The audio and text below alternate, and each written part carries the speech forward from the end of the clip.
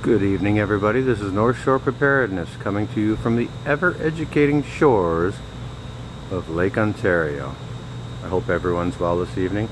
Today is Friday, July the 24th, 2020. We're running a temperature of about 80 degrees Fahrenheit for my American brothers and sisters, or around about 26 or so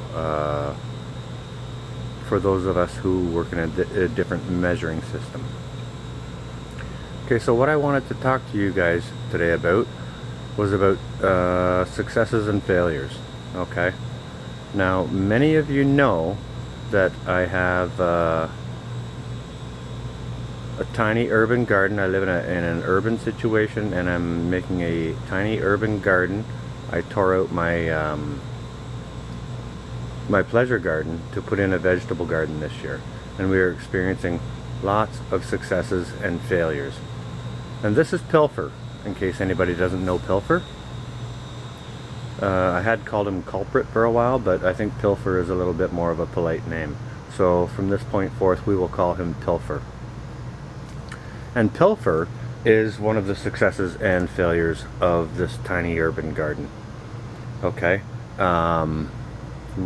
Two of the things I learned from Pilfer is that I need to protect my my beans and my peas, because he seems to really like those, and he also likes my carrot tops. So is it a failure? I'm not sure. I will consider the education a success. Okay, so some of the other successes we've been having, let me get back out of this zoom feature here. Okay, some of the other successes we've been having is within some of these tomato plants. They're going crazy. Just step over here. Some of the beans are doing well. That's also another failure and success story. You know, with this tiny urban garden, you can see how narrow it is, the bed, from here to the back wall of the fence there. I tried to put 3 rows of product in there, and I've discovered what is working with one and what is not working with the other.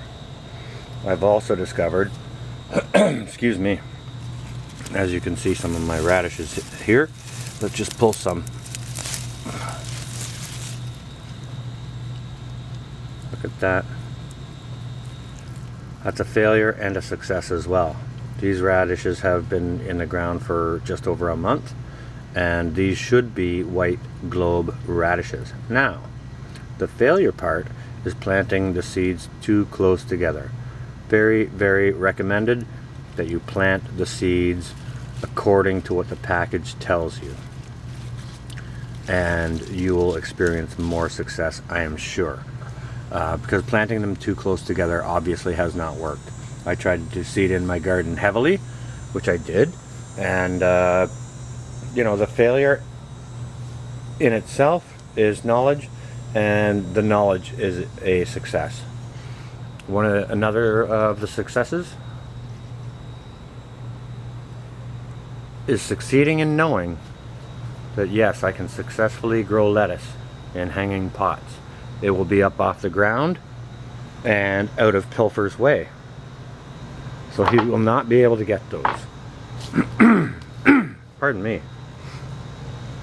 There's another variety of lettuce here, the romaine lettuce, also doing well once I hung it up. Didn't do so well while it was sitting on the ground. It was always being disturbed by young Mr. Pilfer, and he's a very tiny fellow. He and I had a discussion one day. We came to an agreement that he is welcome in my garden, and I will not hurt him or scare him. But the agreement that we came to is that he can eat what he wants, but he has to leave me some. So it would seem that young Mr. Pilfer, what he wants is he wants the yellow beans, the peas, and the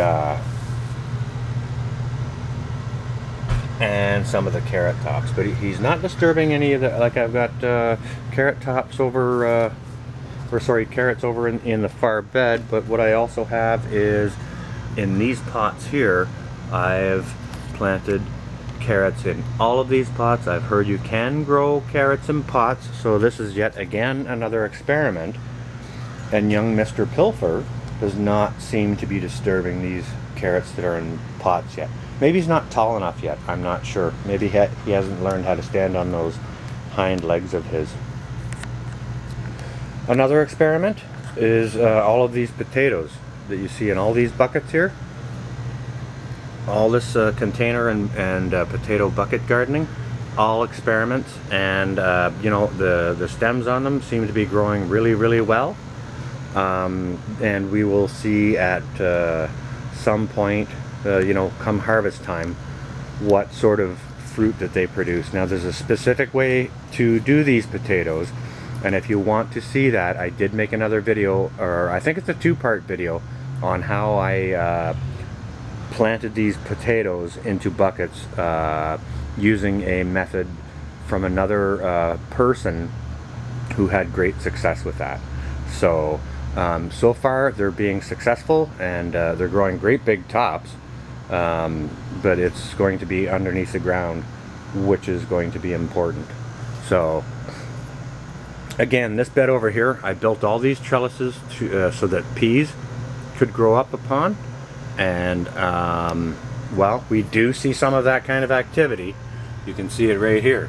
There's a couple of little pods of peas here, but very sporadic. Many of the peas have been eaten, and I think, I'm not sure you can see back there, maybe some of them were blocked out or didn't get enough water, because these very prolific tomatoes took all of the water and or nutrients. And I'm quite sure young Mr. Pilfer has been back into there as well. I did have a bean plant back in there. You can maybe see parts of it.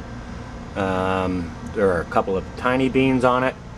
But I think young Mr. Pilfer has had his way with those as well. So, you know, many of you know I've done this tiny urban garden as an experiment to see what is successful, what is not, and to sort of see how much food I can actually grow in a tiny urban space.